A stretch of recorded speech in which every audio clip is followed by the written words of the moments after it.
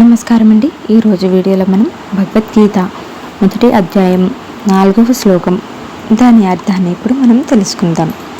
మనం జీవితంలో చాలాసార్లు మన ఎదురుగా ఉన్న వాళ్ళని తక్కువ అంచనా వేస్తాం, కానీ అదే మనం చేసే పెద్ద తప్పు.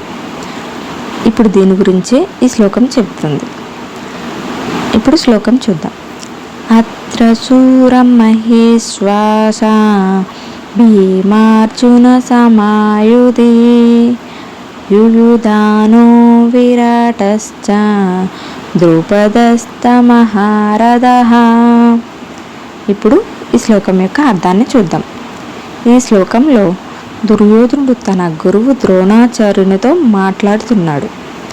అతను చెబుతున్నాడు, ఎదుటి పాండవుల సైన్యంలో భీముడు, అర్జునుడు లాంటి గొప్ప యోధులతో సమానమైన చాలా శక్తివంతమైన యోధులు ఉన్నారు అని.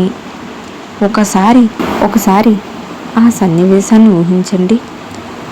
యుద్ధం మొదలయ్యే ముందు రెండు సైన్యాలు ఒకదానికొకటి ఎదురుగా నిలబడి ఉన్నాయి.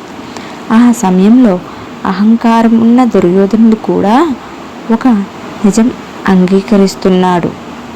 ఎదుటివారు బలంగా ఉన్నారు. ఇక్కడ మనం నేర్చుకోవాల్సింది ఏమిటంటే, జీవితంలో ఎవరిని తక్కువ అంచనా వేయకూడదు. చిన్నగా కనిపించేవారు కూడా పెద్ద విజయాలు సాధిస్తారు. మన జీవితంలో కూడా ఇదే జరుగుతుంది.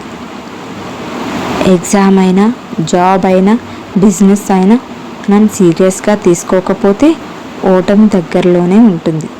కానీ మన పరిస్థితిని అర్థం చేసుకుని సరైన ప్లానింగ్ చేస్తే విజయం మనదే అవుతుంది. తెలుసా, దుర్యోధనుడికి ఈ విషయం తెలిసినా అతను తన అహంకారాన్ని వదులుకోలేకపోయాడు. అందుకే జ్ఞానం ఉన్నా కూడా అది ఉపయోగించకపోతే ప్రయోజనం ఉండదు. అందుకే ఈ రోజు నుండి ఒక విషయం గుర్తుపెట్టుకోండి. ఎదుటివారి బలం తెలుసుకోండి, అహంకారం వదిలేయండి, జీవితాన్ని జాగ్రత్తగా నడిపించండి. మీకు ఈ వీడియో నచ్చినట్టయితే ఒక లైక్ చేసి ఇంకా ఇలాంటి భగవద్గీత వీడియోస్ కోసం మా ఛానల్ను సబ్స్క్రైబ్ చేసుకోండి.